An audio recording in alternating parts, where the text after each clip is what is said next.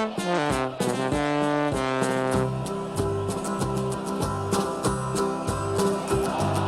we come, blue and white, and we're looking good. You'll be in for a fight, and we fight pretty good. Getting goals is our job, and we get goals good. Looking good, we are Carlisle United. Hello everyone, you're listening to the Brunton Bugle, the number one place to get your Carlisle fix in the podcast world. I'm Lee Rooney. And I'm Dan McLennan. Pre-season is well underway and we finally have some new signings to talk about. We talk about the 6 arrivals at Brunton Park over the last couple of weeks, the opening pre-season fixtures, and a few departures in the club, as well as other little bits of news.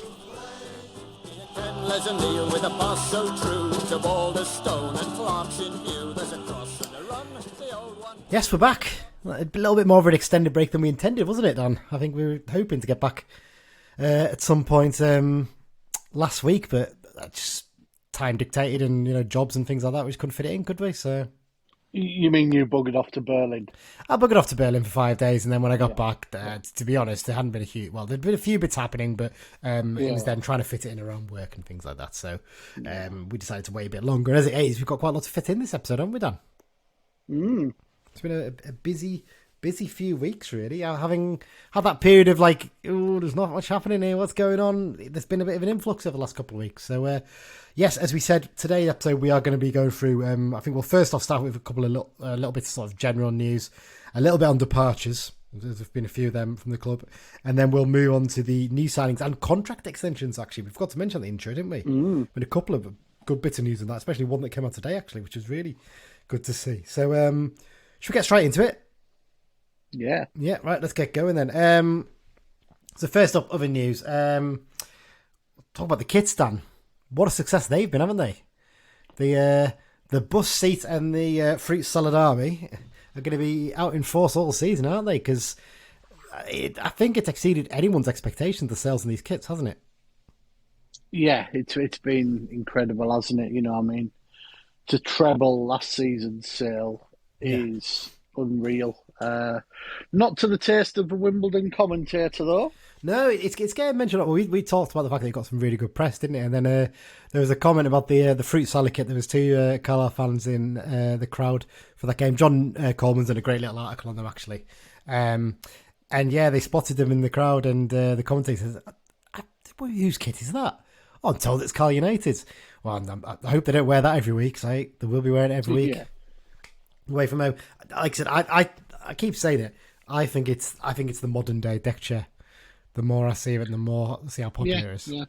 I mean, it needs a good team to go with it. Yeah, but it will also. I mean, kits are a big thing these days, and the kit hipsters will be all over both of them. To be quite honest. Absolutely, the home kit, especially. I'm in a little WhatsApp group now of all the different League One podcasts, which is really useful in terms of the behind the enemy lines section for this season. And I put up a thing about one of the new signings today, just to ask a couple of them if they could give us a bit of gen on them. And one of the first replies was from someone who wasn't even a fan of one of the clubs that the player played for, saying, "Got to say that home kit's really lovely, isn't it?" So it goes to show you even fans of other clubs really love it. But yeah, as you said, Dan, it's tripled last season's sales compared to, again, the first weekend of last season when we did them. So last time it was about 900, I think, wasn't it? I think-ish. Just over. Which is pretty good for what was then a League Two club, but 3,000 kits. 3,000's ridiculous. Astonishing. And I didn't get around to get one at the time, so I'm waiting. No, me neither. I'm hoping for the opening game of the season I'll be able to get my kits then. But yeah, they look fantastic, and even in the pre-season games, it's great to see the players in them. I do have to say, I'm going to stand by this: white shorts for the home kit. It would look so much better in white shorts. Yeah, I've not made it to any friendlies yet because of work, but it just looked better with white. But that's just a minor detail. It's a minor detail, and it's one of those things maybe we could push the club and say, "Go on, get some white shorts sorted for it as well," because I think they'll notice the difference straight away how good it was then. So yeah, unfortunately, they are sold out at the moment in all the adult sizes pretty much for the home kits and away kits. But yeah. The training kit landed yesterday. It did, and my God, there's some tidy bits in there, isn't there, as well? It's also selling quickly by the looks of it as well, because the odd size on the odd item seems to have disappeared. Interesting. That, I might have to get myself up and get one then. Because there's a couple of bits that I would like to get. I have heard that you should probably size up on some of the training kit because we hear it's a little bit tight. But yeah, fantastic. And look, that's only going to get better over the season, you know. And I think it kind of bodes well in terms of crowds as well, because obviously something that is still ongoing is season ticket sales, and we know that they're creeping up towards the 3,000 mark, aren't they? By the sounds of things, I was down at the club helping pack kiosk every year, so I help bundle them up, and I think we're basically on 2,900 at the moment. Wow. So they're hoping to hit the 3,000 mark for the start of the season.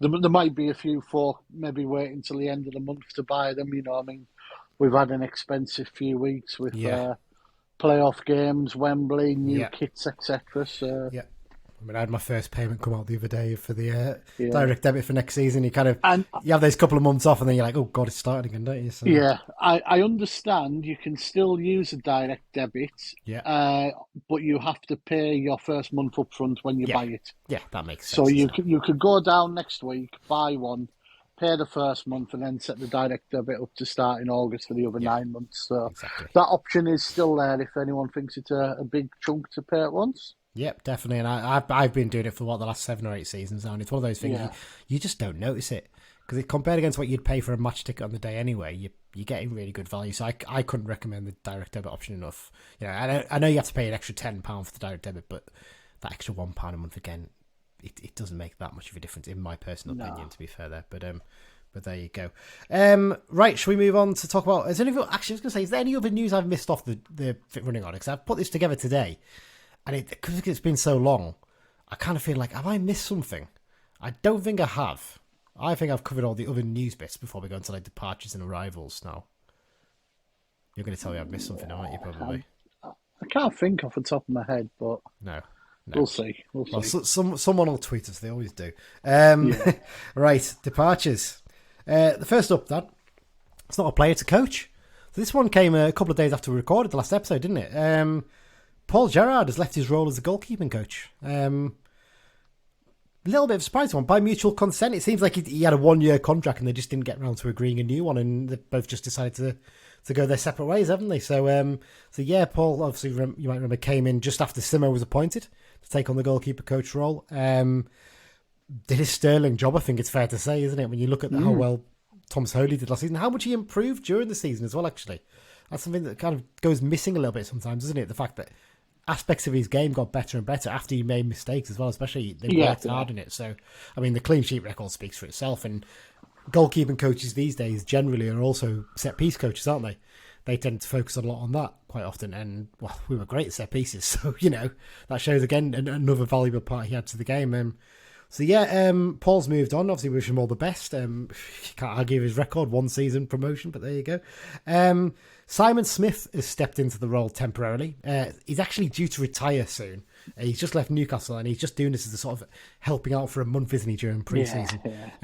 Simon's been at Newcastle for years, I think, and he had a couple of spells with us in the past, I think, as well, possibly one in the 90s, and he definitely had one in the noughties, I think, when Neil McDonald was in charge. It was either McDonald or Ward, I can't remember off the top of my head. Possibly over both of those seasons, I think, maybe, I'm not sure. But so he's had a spell with us before. He's filling in while we wait for another goalkeeper to come in who has to give his notice at another club. So basically, what they reckon probably for the start of the season, or just before the start of the season, that other goalkeeping coach will arrive. So we'll have news on that one soon, won't we?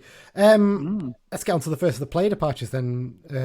Dan, we covered Christian Dennis last time, didn't we? I'm pretty sure of that. Yeah. I was trying to remember off the top of my head there. It's just been that much happened. Morgan Feeney, club captain, unfortunately. I know who exactly. Having held off a long time on deciding, and despite a couple of improved offers in the club, Morgan Feeney's opted to turn down a new contract with the Blues to sign for Shrewsbury Town on a 2-year deal. It's an odd one, this one, isn't it? Is it fair to say? I mean, I think it's fair to say this one's come quite as a surprise, because allegedly he's been tracked by Aberdeen, Hearts and Hibs, and, you know, if he goes to one of them, you can get it, can't you? Because potential of European football, you know, 4 games a season against, or 6 potentially against Rangers and Celtic, isn't it? You know? So to then make what basically is a sideways step. I'm not saying Shrewsbury are a smaller club, but I think they're a similar size club to us, aren't they? When you look at their crowds, fairly similar. there's an argument we've played at a higher level in the past, but they've got more potential than Shrewsbury, I think would be the fair sentence. Yes, but I'd say they've been more consistently above us in terms of league divisions over the last 20, 30 years, haven't they? Really? They've been a better run club in that sense, I suppose. And obviously you look at the facilities are a lot better. We get that kind of thing. But it's a strange one, isn't it? I think Simo wasn't very happy, was he, about it? Partly based on the fact that Feeney didn't tell him. I think he probably would have appreciated just saying, look, I'm turning down the deal, I'm going to sign for Shrewsbury. Yeah. He didn't tell him, did he? So, yeah. Also interesting was that the partner of his agent suddenly popped up. Was it her using her Twitter? Who knows? But she was basically slagging off Simo in some tweets and replies. Quite why she's getting involved in one of her partner's clients' business, I don't know. But then again, I suppose if Mr. Was she posting on his behalf type thing? Her partner is Michael Ball, the former Everton, Rangers and PSV Eindhoven left back, for anyone who's not aware. And we should have we should say that, Mike knows of her, doesn't he? Who's on our pod. We won't say any more on that, but I think they may have gone to school together, so Mike knows of her, basically. But yeah, very interesting one, that one, isn't it? So, we'll probably say no more on that one, but not the most professional behaviour, I think it's fair to say. Simo not happy about it at all, was he? And what do you make of these comments that Feeney's made, Dan? So I'm going to read out some of the comments he made to the local press down there. It was a really exciting opportunity for me and my family. The ambitions of the club for me and for the team were key in that, and I jumped at the chance. I can't wait to get properly going. It's a big club. The lads who are already here are good players. As I said, when an opportunity arose, I couldn't turn down a club. I couldn't turn a club like this down. It's a strange one because Steve Cotterill left Shrewsbury not so long back, and they only had about 7 or 8 players when he signed. And it seems to have been a little bit messy the way he's left in the end. Yeah. I know there was a few complications during his time there with his illness and whatnot, but it doesn't seem to have ended, shall we say, amicably. I know a Shrewsbury fan really well, and he tells me there's issues in terms of how much they spent and stuff. And basically he hadn't spoke to the chairman since, I think, January, basically. So it was kind of expected in that sense. But like you said, very messy. Yeah, strange. I don't get it. I know you've got to say the right things when you go to a new club, to your local press and to the fans. I do get that, but that's just bullshit, isn't it? Surely, what he said there, just not true, is it? Really, they've they're a good solid club at League One level, but really more ambitious than that? No, I don't have that. I think we'll finish above them next season. It'll be interesting to see how we do, because they are scrambling to get a squad together. We'll find out early September because they come up here on the 2nd, don't they? It's going to get an interesting, considering how much of a hero he is for a lot of time. I think he might not get as good a reception as you'd hope, which is which is a shame in a sense, isn't it? Because he was a really good player for us, but it's just left a bit of a bitter taste, hasn't it? But he's done it himself, sort of thing, hasn't he? Or him and his agent, it's It strikes me that maybe his agents fed in that these clubs are interested in you in the SPL, and they've probably turned around and gone, I'm not actually that sure about you, and they're not going to offer the money he wants. The rumour is the money he's on down there is not much different to what we offered. There's not a massive amount of difference. I know in terms of miles it's a lot shorter, but in terms of how long it takes to get there from Merseyside, it's not actually that much quicker. It's maybe 20 minutes, half an hour to get to Shrewsbury, because those roads can be... I mean, I know the M6 can be a problem sometimes, but if you get a good run in it, you're straight up. If there's a couple of problems on those roads down to Shropshire, you are in trouble. You're going to be sitting there for ages. So it's a very interesting choice. Look, it's his choice, it's his career, isn't it? He can do what he wants, but for me, I don't quite buy what he said there. I think there's an element of panic in there and thinking... I think the agent ballsed up somewhere along the line. Possibly, yeah. That's the impression I get. But we'll never know. We'll never know. Well, we will do when his missus listens to this podcast and starts tweeting us about it instead. Right. So all the best, Morgan. Bye. Next one, Amari Patrick. Amari has also left. You're going to do this here for all of them, aren't you? Yeah, it's obviously he's still not found himself another club, but it's worth noting that Wembley goal scoring hero Amari Patrick will not be returning to Brunton Park next season after turning down his new deal. The main issue, from what Simo said, is that he wanted to be guaranteed he would be played as a winger, and Simo simply couldn't do that. Now, I've seen him get a bit of a stick for this online. I would defend him a little bit here. I can sort of grasp it from Amari. He thinks that's his best position. He thinks he gets his best performances from there. He clearly doesn't enjoy playing at the centre forward as much, does he? That's been pretty clear in his time here. Some of his best performances have come as playing as a centre forward, but it's when he's been allowed to drift a bit further wide, and he's had to be a bit more rigid, I think, at times last season, which he didn't really enjoy. Look, his stock's quite high. He's just got promoted with us. He's had a couple of pretty decent seasons with us overall. Not perfect, but decent enough. He could probably get himself a decent deal somewhere as a winger if he backs himself. Whether that's in League Two or not, I don't know, but... So why is he not being spotted training anywhere? It's one of those ones though, sometimes this can happen. You can have players who do that and Yeah, they it take their does time, happen. don't they? It does happen. It's not always a case of like, I'm just doing it and bang him off. He might be hedging his bet a little bit, and that's a risk. That's a risk he's going to take, to be fair. But I don't have as much of a problem with Amari doing that, to be fair.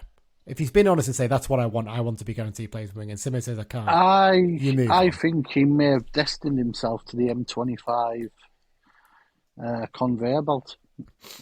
It'd be interesting. I mean, Gillingham were linked with him, weren't they? There's a couple of other clubs, I think, down there, possibly even Colchester might have been linked. I know it's not quite M25, but I mean, he is based in Preston, so it'd be a bit of a trek to then having bought a house there to move all the way down. But I can see him. Look, I can see him going somewhere, playing as a winger, and actually doing really well. To be fair, even if he staying at League Two level might not be the worst thing he could do if he gets himself a role as a winger, possibly. But it'll be interesting to see how he does, because look, he's been bitten once before, going up to League One level, hasn't he? And then getting stuck with being played as a striker at Burton as well. That was one of his problems, wasn't it? So yeah, that's it. Amari's gone. Real shame, but hey, couldn't have ended on a better way, could it? Really, in terms of getting a goal at Wembley. No. So we wish him all the best, and I hope he gets himself sorted at a club where he can play as a winger and he's happy, because it clearly was something that was bothering him a bit last season at times. So there you go. Right then, Dan, shall we move on? New signings and contracts. That's the next bit of news we're going to talk about. We're going to start with the contracts first, I think. Yeah. Get them done, because we've got I keep saying it, 6. I messed this up first time we tried to record that intro, didn't we? I said 5 instead of 6 signings, because I'd written it down wrong. So we've got 6 signings to get through in a minute. So we've got 2 contracts bit of news. First up, John Mellish. This was a big one, wasn't it? This was a really pleasing one when we found out. He's agreed a new 3-year deal with the Blues that'll keep him at Brunton Park until the summer of 2026. That's a massive one, isn't it? Yeah, it's a big one, isn't it? Sometimes you just get a player who suits a club, and John Mellish is that player for us, isn't he? He just, he hasn't got far to travel. He's happy. He clearly loves it. The fans love him. He'll run all day, and Carlisle fans have always liked a player who tries. You don't have to be the most skillful player in the world, but if you put the effort in, our crowd usually backs you. And I think it's perfect, isn't it? You're absolutely right, and I think you've got to a really good point there in the fact that I think it gets a little bit underappreciated by football fans sometimes at how important it sometimes is for a player to be somewhere where they're happy.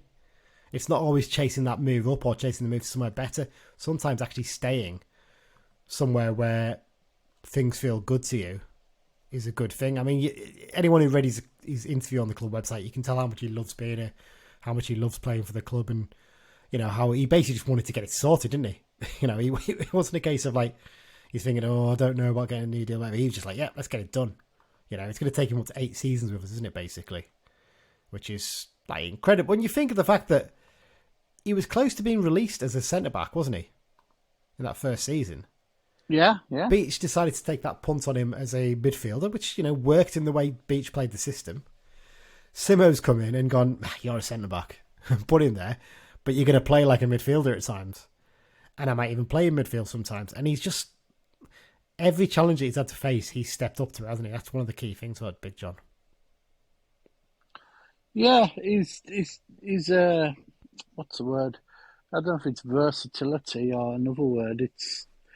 It's, that Adaptable? gamble by Beach. Yeah, adaptability, versatility. It's a bit of a mix, isn't it? Yeah. I think in his time here, sticking one word on him isn't right, because he does those weird things. Yes, he starts as left centre back, but 10 minutes later he can be on the right wing. Yeah, it's mad, but because of the system we play, we can cover that. We can switch to a bit effectively being a back four at times, and it's really worked well. So yeah, fantastic news. I think he's going to adapt really well to League One. I think League One defenders and attackers are going to wonder what on earth are we facing up against here once they see him in the opening games and stuff. But there you go. As you mentioned earlier in the episode, there was another bit of news that emerged today on terms of contracts, and that's Jack Ellis. He signed a new 2-year deal with a 1-year option to keep him at the club until the summer of 2025 at the least. This is a really good one, isn't it, Dan? Because he looked like he was making such good progress last season, and just a couple of really annoying, niggly injuries cost him the chance to basically pin down that right wing back position for himself, didn't he? And considering that was a new position to him when Simon put him there the first time, towards the end of not last season, but the previous season, he looks like he's been his position his whole career, doesn't it? Yeah, obviously Finn Back came in, and who knows, may come back yet this season. That's the rumour. He won't leave that rumour. No. And it'll be a good battle between the two. I think Finn Back would probably start ahead of him if he came back, but I think Ellis will get plenty of game time. I think now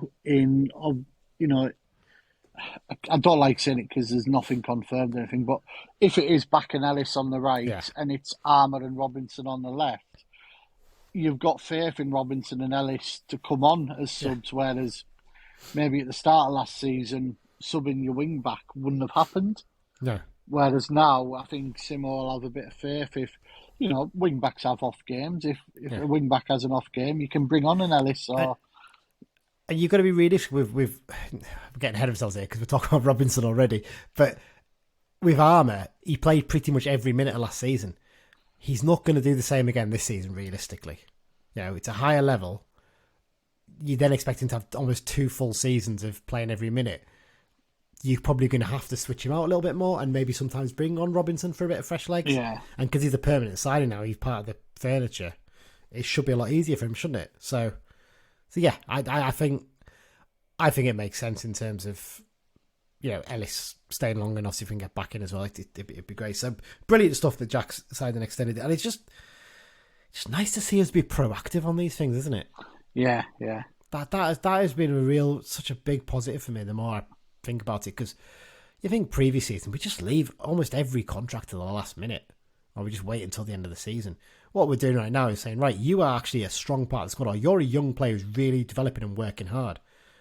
We're going to get you tied down. Simo made a real point of this, actually, didn't he, when he talked about Ellis's extension, that they talked about it, I think, towards the end of last season.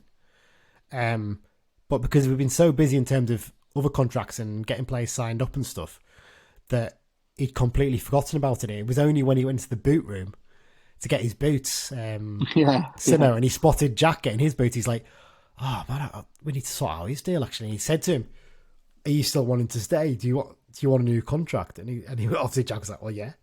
So pretty much sorted like within a week, which it's great. It's efficient. It's getting everything done. And so many players are tied down to 2-year deals now, aren't they? There's not a huge amount. I'm just looking at a list of who's 2024, and of main players, you've got Thomas Hawley, Paul Huntington, although allegedly another clause. Yeah, we know that. Corey Whelan. Yeah. Jordan Gibson.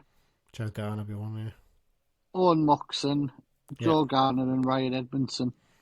So there's not a massive amount, and you wouldn't. I think from that list, if we were to get a couple more, I'd want Moxon and Edmondson. I think I would be not surprised if they're the two that they're trying to work on at the moment. Yeah, Edmondson because definitely. as much as I love Joe Garner, he's going to be getting on by the end of this season, isn't he? I think isn't that not an option in his deal. I think Joe Garner. Possibly. I think they're already. I seem to remember there was an option. Yeah. So yeah, no, it's a big season for Gibson. Oh, 100%. He needs to show what he's capable of at League One level, doesn't he?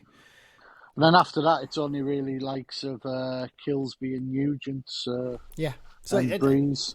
But what it means is next summer we're not going to be scrabbling around to rebuild a squad, really, are we? No, We've got the basis we'll have a foundation, won't we? Which is really, really pleasing. So, yeah, really good stuff. Right, we've rabbited on enough about the contracts, so let's talk about new signings. We're going to do these in signing order, so the order of when they signed. The first one, back a couple of weeks ago now, I think it was, wasn't it? A lot of familiar faces in here, actually, I should say, isn't there? 3 of them, in fact.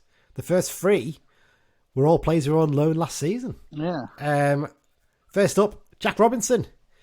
Obviously, the 22-year-old defender has returned on a permanent deal after being released by Middlesbrough at the end of last season. He signed a 2-year deal with an option after leaving Borough. Made 8 appearances in his loan spell. Doesn't really reflect, though, does it, how well he did? Because simple fact was Jack Armour was doing so well, so he wasn't really getting the game time as a result. But when he did come on, we were quite impressed with him, weren't we? Yeah, and remember, he also slotted in at right back as well. He did actually, a couple of games. You forget the fact that Jack Armour played right wing back as well a few seasons ago. I think people kind of forget that, don't they? And he actually played really well when he played there. It always surprised me when we've had problems at the right back position, why we haven't put him there. But then he's doing so well at left wing back, you don't really want to disrupt it, do you? Yeah. But yeah, he impressed in those brief cameos last season. I'm happy with this one. It's one of those. I think when all the things were announced in terms of release players and stuff at the end of last season, there was a kind of a feeling that Robinson might not come back, wasn't there? I think of the 3 who've come back, he would probably have been in 3rd place, which is no disrespect to him. Just obviously there was a clamour for Barkley after obviously what happened, and Alfie made a good impression. So Robinson was probably, I don't want to say bottom of the pile, but at the back of the 3. But it turns out that he was the first, and happy days. Yeah, it's always good, isn't it? So Robinson has come in. Interesting. You'd probably say he's more like it's really hard to say, isn't it? But he's like a development player almost, isn't he? In terms of, he's the one who we're going to look to develop whatever and try and make better. You have to wait for the more experienced Armour ahead of him to basically not mess up, but potentially come out of the team. He's only 2 months younger than Jack Armour. So that goes to show that the difference is how many appearances Jack Armour got now? Well over 100. It's 130 odd, I think we worked out end of last season. Yeah. Whereas I'm just checking here, and he's got 32 appearances. I'm just double checking it. Yes, Jack Robinson's only got 32 appearances in his career so far. So that's the difference, isn't it? Armour's had that first team opportunities with us. Yeah, Robinson had to wait his time. To be fair to Armour, he actively went out and wanted football. Yeah, that was the difference. He's a great advert for doing so, whether it be on loan or making a move. Definitely, absolutely. So Robinson's the first edition, which means we're covered on the left wing back position now, doesn't it? And possibly left-sided centre back, because suggestion seems to be that they feel like he could actually do a bit of a role there, couldn't he? And obviously we've got Kilsby as well, who's played a bit in pre-season too, so that's good to see. Into midfield, the next signing, you already mentioned his name there, Dan. Alfie McCalmont has returned on a permanent deal, the 23-year-old firstborn midfielder. He's something that was missed, I think, because the club didn't say this, did they? But Leeds United did on their announcement. He signed for an undisclosed fee. So you've actually paid a fee for him. I think you're talking about somewhere between 30, 50k out you really, not a massive might not even be that much, to be honest. Possibly. It might be like a 25k sort of 20, thing. 25, and they'll have a decent sell on, you would think. There is a decent seller there, I think that we're fairly sure that way. But returning on a permit, I mean, this is the one we all wanted, wasn't it? The loanees, the ones we realistically thought we had a chance of getting back permanently. This is the one we wanted, wasn't it? Alfie McCalmont. Yeah. Yeah, he's just proved himself to be a really good player, because when he signed, there was kind of a feeling like, well, do we need him? Got something, wasn't there? Really, it was kind of like we've already got a really good midfield free. We've got a couple of backups in there, but actually he came in and he gave us something a little bit different, didn't he? Yeah. He made that sort of attacking midfield role his own, pretty much, didn't he? I still think there's a bit of work to be done on his game in that position, I think. Yeah. But what strikes me about him is I feel like I trust him to play all three of the midfield roles. So I could trust him as number 10. Yeah. You could trust him as that number 8, in the kind of sort of guy sort of role. And also as the number 4, sitting a bit deep like Moxon often does. I'm glad you said 8 and 4 because 8 and 4 are midfielders and 5 and 6 are centre backs. Yes, absolutely. Yes, you're 100% right on that. I've always said that. But yeah, so yeah, I mean, it's one of those ones that it was a no-brainer if he was available, wasn't it? Really, to someone who'd won with us, who clearly enjoyed his time with us. That's the thing that stands out. Every player who's come with us on loan and stuff seems to have really enjoyed it, haven't they? Yeah, I think that speaks volumes for the camaraderie in the dressing room, and through the playoff run, we sort of saw what the dressing room was like, and good stuff. Really, really good stuff. Yep, scored twice in 19 appearances in his last spell last season. He's actually played at this level before as well for Morecambe, which is good. Just want to get a few more goals in there, don't we? And maybe a bit of Northern Ireland international recognition again. He's got 4 caps for him, I think, so far. So. Certainly playing in League One, no reason why not, because I looked at their last squad and I actually thought he was unlucky not to be in it. Yeah, it certainly was. Right, and on to the next one. It's the playoff hero himself from the semi-final, Ben Barclay. He's back, 26 years old, Manchester-born defender. He returns to Brunton Park after... it's weird because he only made, 17 appearances over the season, but it still feels like a really successful loan spell, doesn't it? Yeah. I mean, he was dreadfully unlucky with injuries a couple of times. Yeah. He's clearly popular, and once we saw that Stockport had paid him up, we all knew he was coming, didn't we? Oh, it was inevitable. That was just waiting to be sorted. I know there was a big furore about the stuff he said after the final, which was pathetic, really, wasn't it? Really, he didn't say anything bad at all. He was just, he was still our player technically at that time, so he didn't say anything bad about Stockport. It was ridiculous, but. I do genuinely think this is a really, really good signing for this level, because I think this is not like any sort of level of bitterness and stuff like that. Because what I'd say is I think Morgan Feeney is a better defender, probably, than Ben Barclay. But I think Ben Barclay is a better footballer than Morgan Feeney. He's probably more adaptable as well, because I think Feeney's just a standard centre-back. Yeah. And probably should play in the middle, but obviously Paul Huntington is there at the moment. Whereas Ben Barclay, I think if he played centre, you'd be happy. If he played right of the free, he can play right wing back. He's not the most aesthetically pleasing, but he does the job. Maybe in that role, yeah. Do you know what? I could see him doing a role in midfield as well. He's good on the ball. He's got that ability, hasn't he? Yeah. So, yeah, I just think it just makes sense. And in terms of level of competition now, with the next signing coming up, we're going to talk about in a minute, I think defensively we're pretty much sorted, I would say. But some people might disagree in that. Might think we need more there. I don't know. But let's. Well, that's a right wing back pending, isn't it? Yeah. Oh, sorry. With a right, presuming we sign a right wing back, of course. That's what I mean. Yeah. So apologies. Yeah. But yeah, I think everyone agrees. 2-year deal. If the wages are sensible and not, the wages he was on at Stockport, which I imagine they're not. I think he's going to be smart enough to know he can't get those wages again. Great. Really, really good addition, and clearly someone who got on well with the rest of the squad and was a good egg in there as well, so that's good. So let's start with the new boys then, Dan, the ones we haven't had before. First up, Sam Lavelle. This one came out of nowhere. I mean, these last 3 came out of nowhere pretty much. I think with the exception of the midfielder, who had been sort of whispered about, hadn't he, I think? Yeah. A little bit. But Sam Lavelle, 26-year-old Blackpool-born defender, previous clubs, Blackburn Rovers, Bolton, Morecambe, Charlton, and a loan spell at Burton Albion. He signed on a 2-year deal from the Addicts.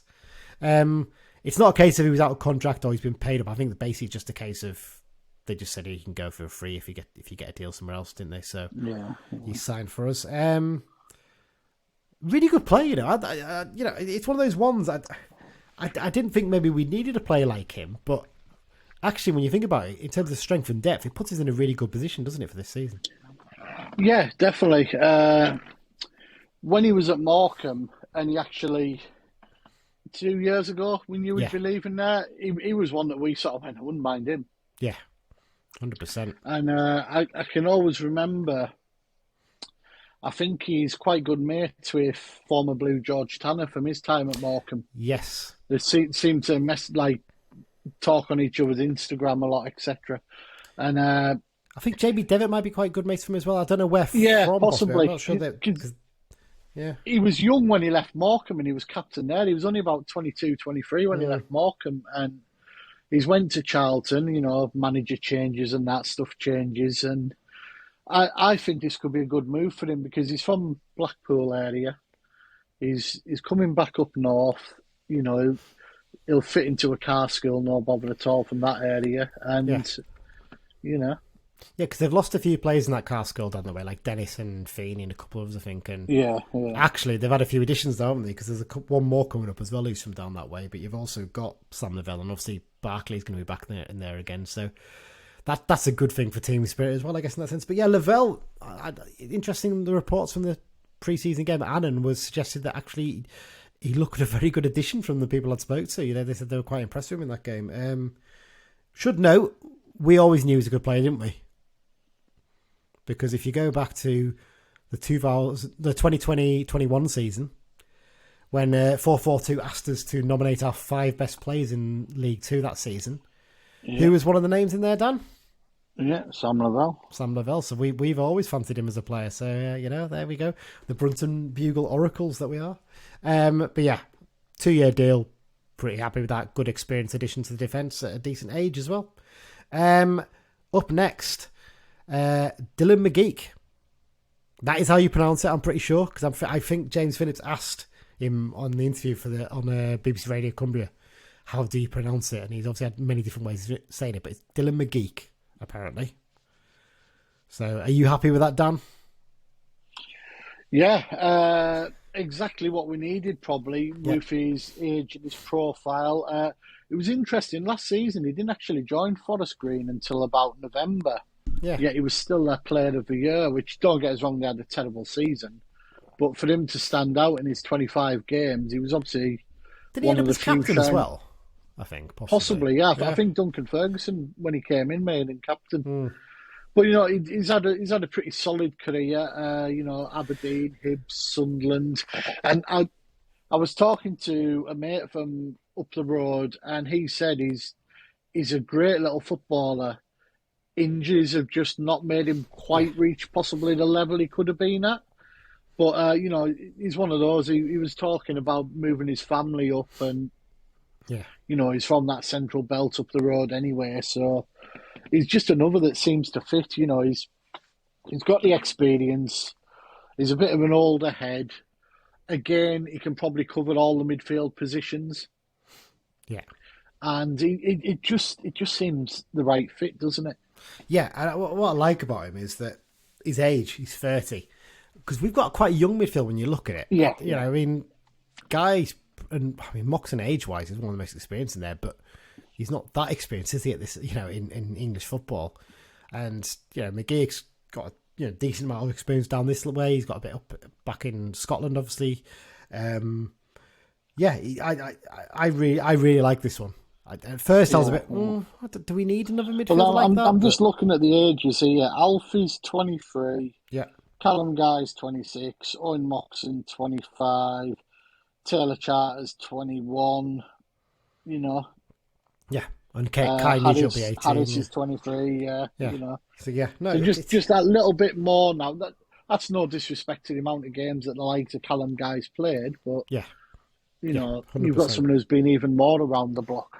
Exactly, and you get the impression that even if he maybe does pick up a knock or something, he's going to be a good person to have around, and in terms of experience. So I think we might find this season. I mean, the midfield pretty much picked itself last season. It was Moxon and Guy, and usually either Gibson or McAlmont. Yeah, and I think this season we might see a little bit of change now and again because we are a step up, we're facing much better sides, Yeah, there will be times when he maybe thinks, I'm going to play Moxon and McGeek today, Yeah, absolutely. Give Callum a rest and, vice versa. Or there might be a game where we maybe don't play with the advanced midfielder and he'll put Mox and Guy and McGeek together to be more solid away from home. You know, it's another signing that brings options.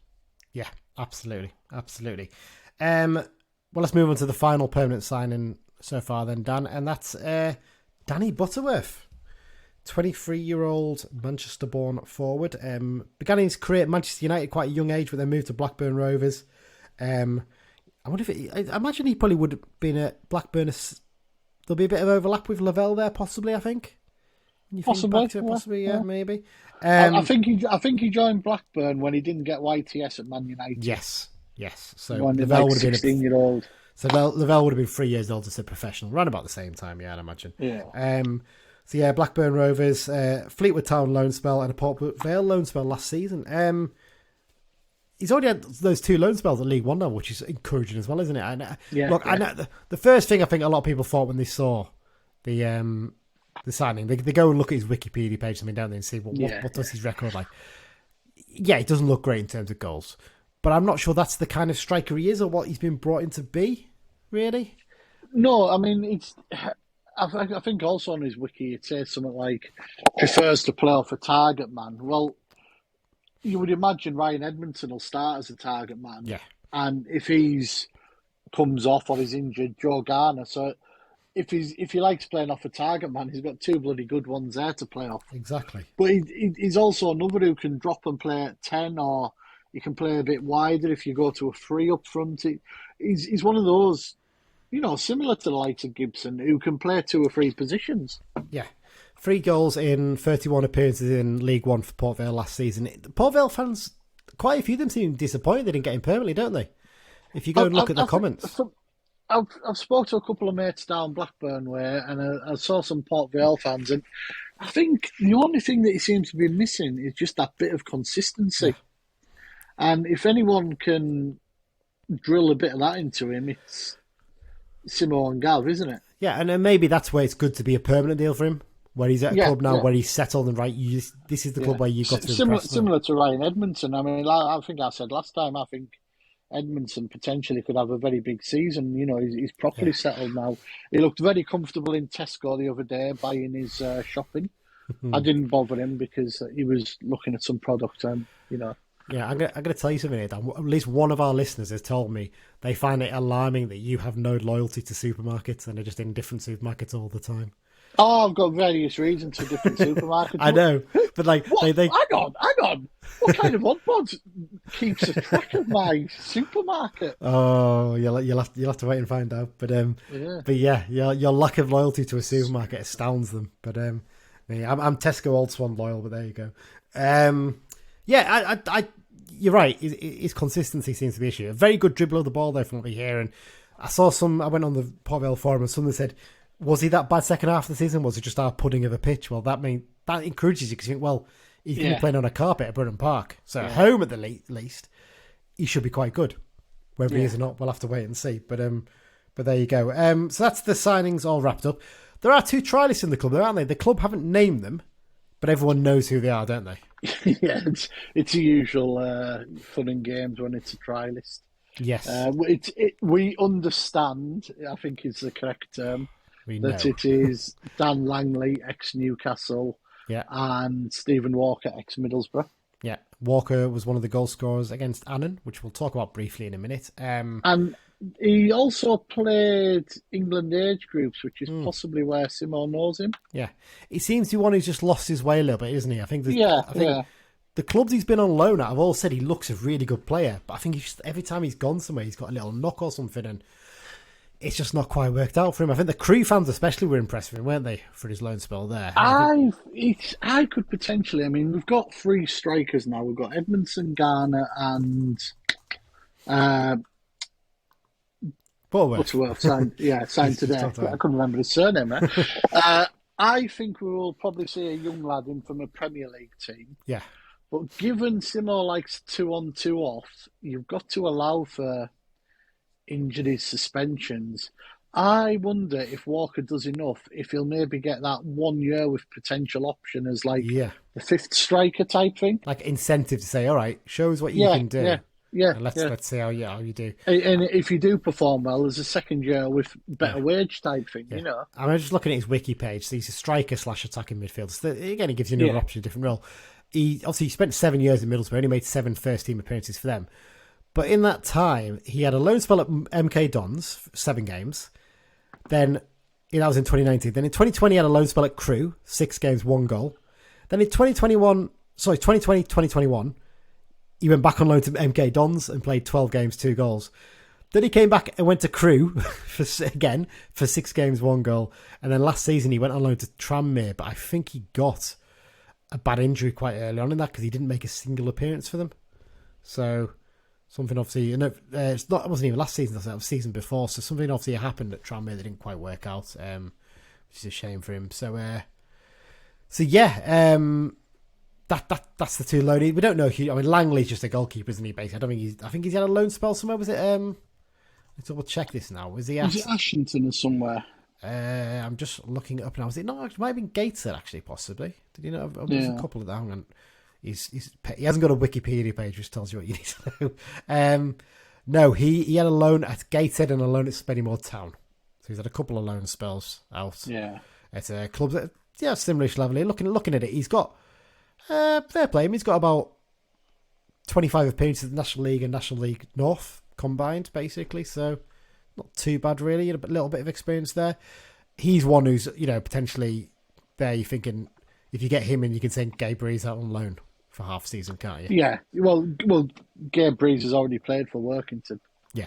Which we're not sure if he's going to go there. That was more of a favour, wasn't it, really, during pre-season? But you wonder if maybe that something might happen. It'd be interesting to see if he appears tomorrow. Well, I don't think, because Lewis Boyd is actually playing for Workington tomorrow, apparently. Yeah. They've got him in on trial, so interesting to see how he does for them as well, too. But there's actually 2 trialists. Should we very briefly touch on the pre-season games so far, Dan?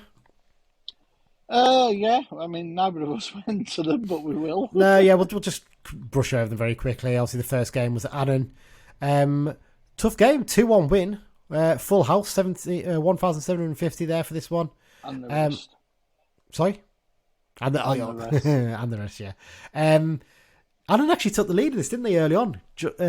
Josh Galloway, ex-Blue.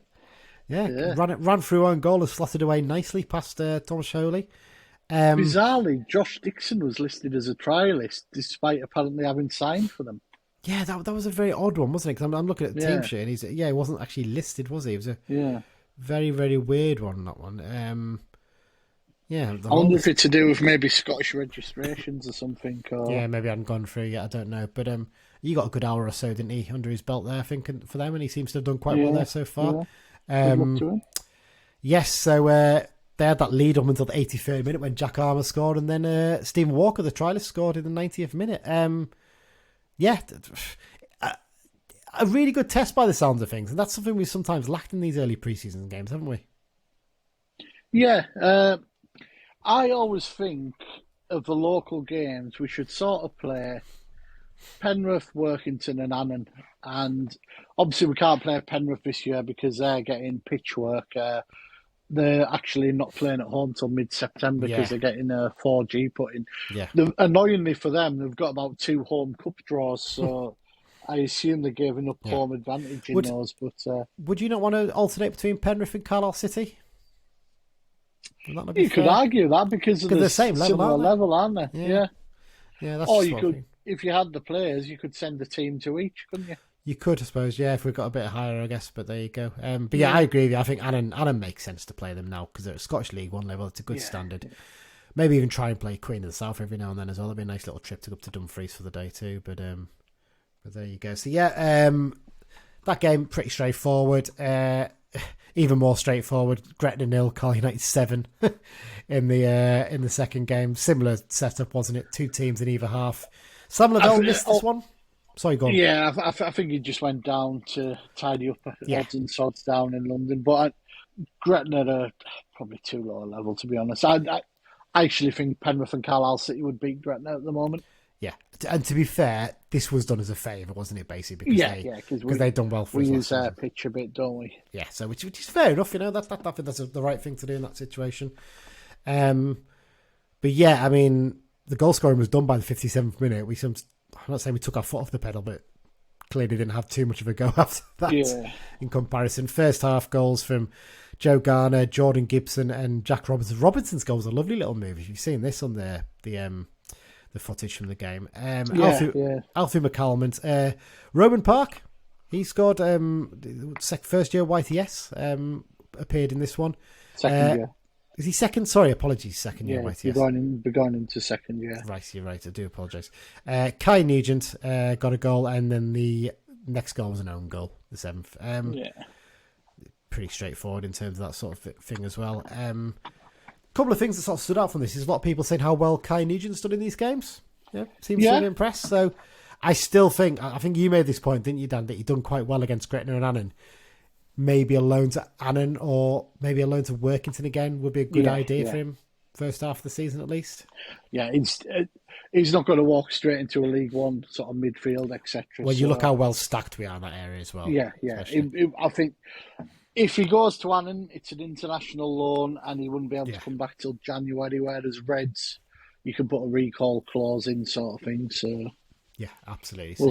We'll see. Kind of makes sense with that sort of thing. One name I want to pick out, though, someone that a couple of people to me mentioned, who went to these games, mentioned has done quite well in these games, and is a little bit of a forgotten man. He's Jaden Harris. I've heard some really good reports of how impressed they were with him and how he looks like he's come back an even bigger and stronger player than he was last season. And you do, like you said, you do kind of forget about him a little bit, don't you? And for him, having seen these players come in, he's probably thinking, right, I've got to show I'm capable here, haven't I? So it looks like he's at least trying to do that, doesn't he? Do you know how many appearances he had last season?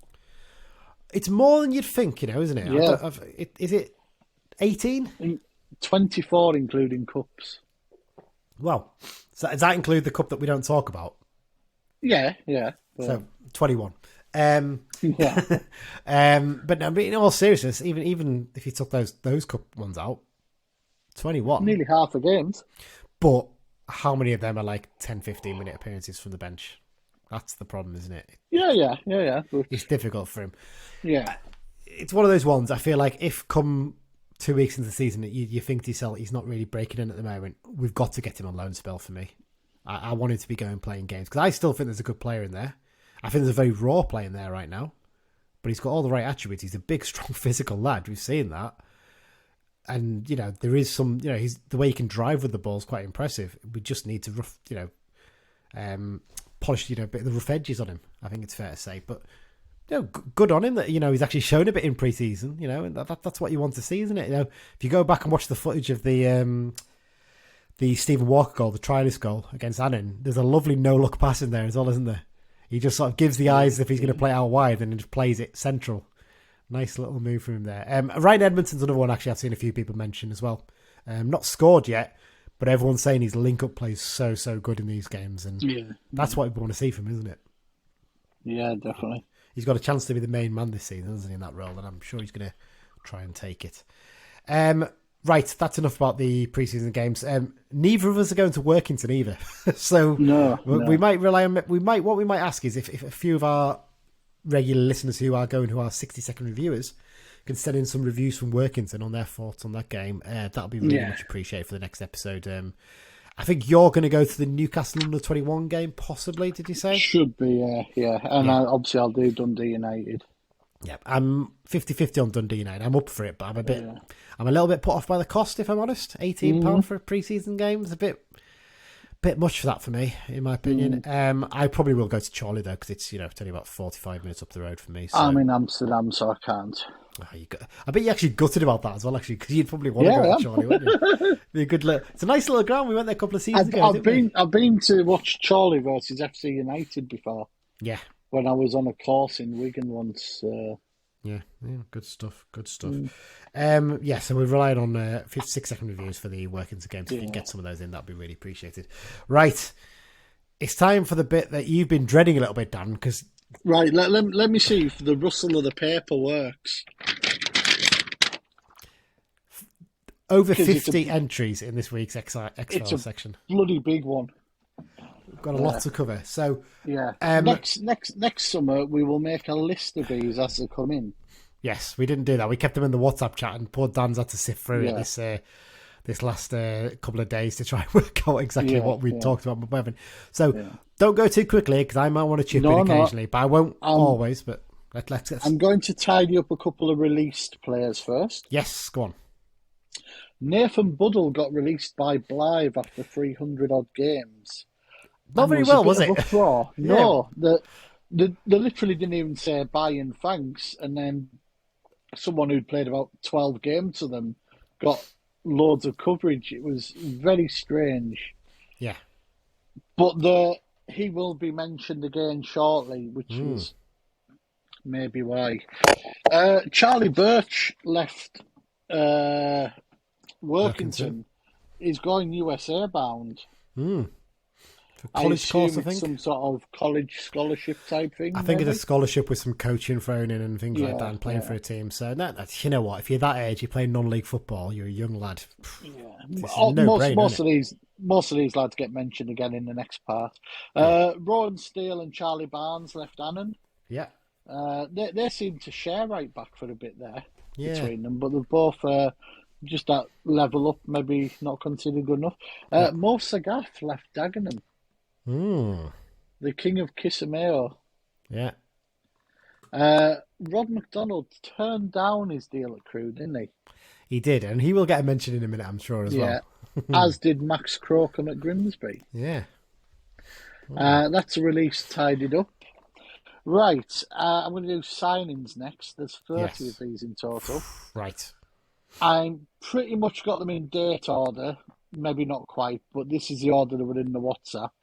I bet you can't guess who the first one is.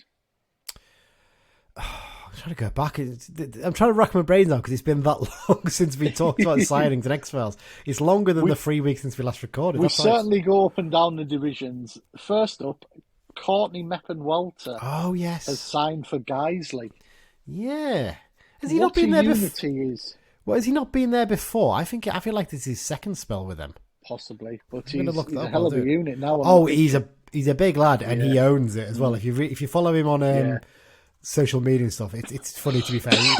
He owns the fact that he's a big lad these days. Yeah. A few more non-league ones. Max Hunt is at Buxton. Yeah.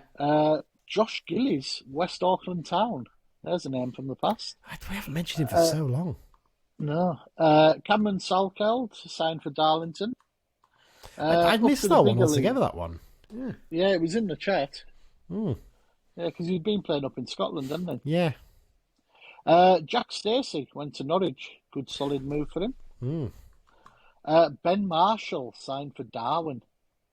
That's a surprise, because he'd been playing at basically West Lancashire League level, because he's fallen out of love with the game, hasn't he, basically? So he's making a slight step back up, but not really.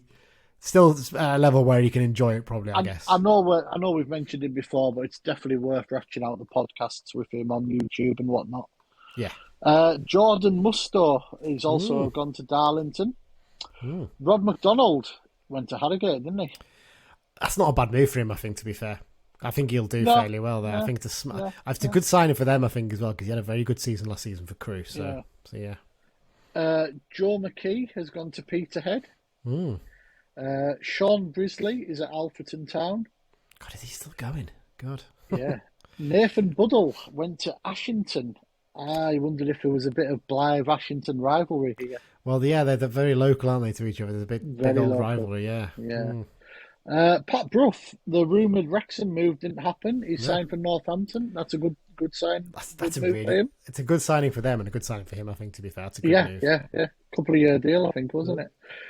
Lucas Jensen, lover of a red card. What? Lone disappearee. He's went to Lincoln.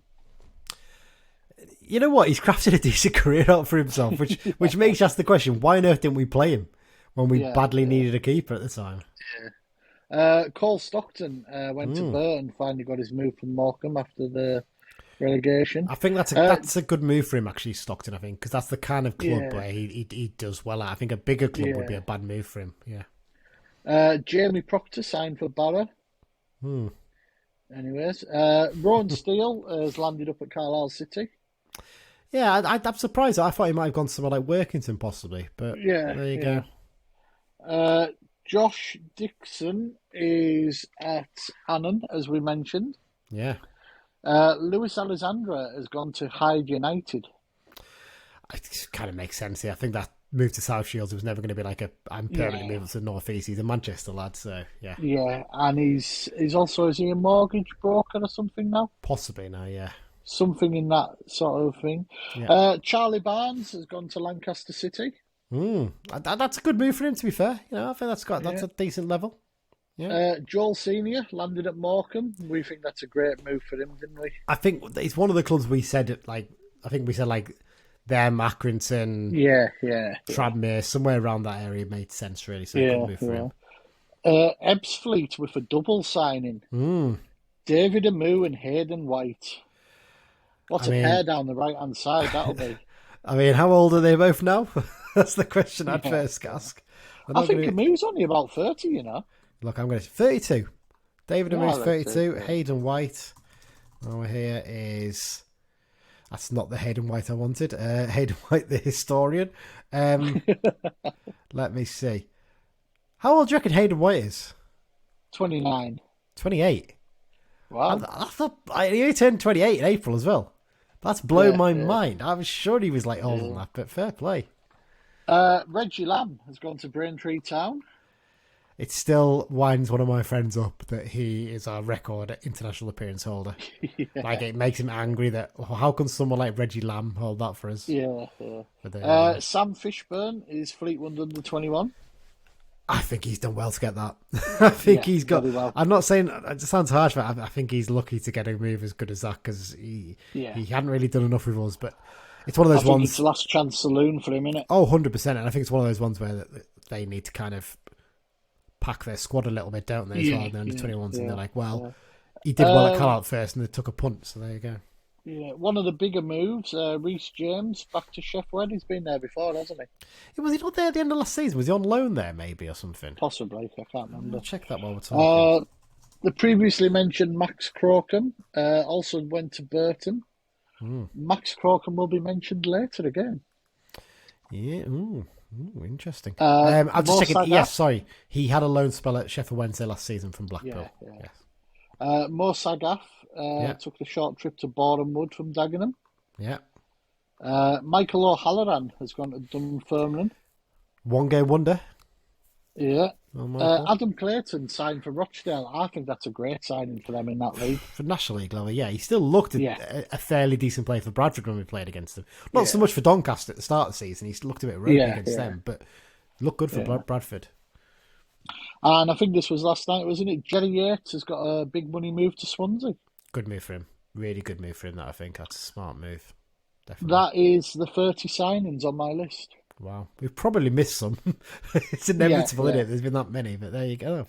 Good stuff, Dan. What have we got next? We've got internationals. Obviously, the two headline one. England under 21. James Trafford, 6 games, 6 clean sheets and a penalty save in the last minute. Absolutely fantastic. He's on the verge of a move to Burnley. We will make some money off that. Look, in terms of the sell-on thing, it's not going to be less than 5%, is it? 'Cause that'd be mad to have a sell-on that was less than that. It's going to be about 5%. Let's say it's 5%, okay? He's going there for 19 million. I mean, that's nearly £1 million. You know, that's still. I think it would only be on the initial 15, or wouldn't it? Maybe? Oh, probably on the initial 15, yeah. But let's presume Burnley stay up and they pay the 4 million to them. The problem is you probably won't get it all in one either. Possibly not, but it's not a bad bit of money to be coming in, you know. And Jared Brandford, he only played one game, sort of the dead rubber in the group game, but clean sheet, good game, and fully part of the squad. Well done to them too. Great stuff. Other international news, Max Crocombe got a New Zealand call-up for a couple of friendlies. He was on the bench unused against Sweden in a 4-1 loss, but he played the full 90 minutes against Qatar in a 1-0 win, so he got a clean sheet. Very good. Good stuff. Yeah. One or two other ones. Mike Jones got a contract extension at Chesterfield. Yeah. Paul Murray, appointed academy manager at Oldham. Yeah. These team of the years came out late. Dave Simonton got in the Northern Premier League West or whatever it's called. I think that was inevitable, wasn't it? Really, Yeah. It's always going to be him or Connor Tinian. I don't think Connor played as much last season. I think he had a few injuries, possibly. James Tavernier got in the Scottish Premier Team of the year. No surprise because he scores a penalty every other week. A couple of contract extensions at Bolton. Carl Dempsey and Gethin Jones. Yeah. Jimmy Glass became general manager at Wimborne Town. I think he lives at Wimborne, doesn't he? Yeah, he does. He does. Yeah. Yeah. One that came in yesterday, James Krause, former loanee, is now first team coach analyst at Oxford. He's been well involved at Arsenal for a while, hasn't he? And the most bizarre move or ex-Blue news of the summer, Rory Delap became assistant manager to Robbie Keane at Maccabi Tel Aviv. I mean, that's like a random name generator, isn't it? Yeah, it's kind of like, pick a random player, a random job, and a random club. Yeah, it's mad. Absolutely mad. But yeah, fair play to him, last little bit. It's my favourite rounds in the Europeans, all the Conference League and Champions League qualifiers. 3 ex-players played this week. Danny Cairns played for Larn in a 1-0 defeat at HJK Helsinki in Finland. Yeah. Danny Redmond, who's quite a regular at this time of year for TNS because he's been there several years. They 3-1 defeat at Häcken in Sweden. And Conor Malley. Conor Malley played for Dundalk in a 0-0 away at Bruno's Magpies in Gibraltar. Amazing. Who are essentially a pub team who've qualified for Europe. That's just mad, isn't it? Absolutely. And on that note, that's the ex-Blues news. Wow, it was about 15 minutes worth, wasn't it? Incredible. Thank you, Dan, for that. We all covered off. We'll start doing it more regularly again soon in the next few episodes, won't we? So yeah, that's the plan. And that's it for this second summer update. Thank you everyone for listening. I should take a shout out as well. I forgot again at the start to say the London branch are sponsoring us again this season. I should really apologise if I'm dropping it in It's because we haven't got a proper script for this one, have we? Exactly. No, we're literally some very rough notes basically we put together for this. But from next week, I promise you guys at London branch that you will be getting your full mention again. I do apologise, but there you go. Yeah. So fantastic. Thank you to them again for their support. Thank you again everyone for listening. It is very much appreciated. We like to think we're part of your routine when you go into the games and things like that, and we get we try and make sure the information we give you is as accurate as possible, don't we? We do. We don't need any inside information and stuff from behind. We the are scenes, not often wrong. No, exactly. We have a fairly good relationship with the club as well, there, which does things as well, I suppose. But that's the way you want to do things, isn't it? Really, but there you go. Yeah. We're going to be back sometime next week, probably ahead of. We're hoping there'll be a couple more signings coming in next week. Yeah. It's one thing worth noting before we go down. We haven't made any loan signings yet, so we've still got those 5 spaces available, haven't we? I think we'll see at least a couple of those taken up in the next couple of weeks. A lot of the big teams, all the internationals are just coming back this week. Yeah. So you will start to see a lot more loans in the next couple of weeks. Absolutely. I mean, you look at the team that Man United put out against Leeds United in Oslo the other day. There was mostly kids, wasn't it? So Dean Henderson was injured apparently. Interesting. There's some rumours going around. That's Dean Henderson, who's deep in talks with Notts Forest. But then there's rumours that because United can't get this deal sorted for the lad at Inter Milan, that's happening. I know, but the rumour is that they might want to use, if they can't get it done, they might want to keep hold of Henderson until it is done and possibly use him as first choice at the start of the season. Fabrizio Romano is close to here we go for the that's what we want. Lads. We want the here you go, don't we? That's what we're waiting for, but there you go. Dan, thanks once again for your time. Thanks once again, everyone for listening. And up the Blues. Up the Blues.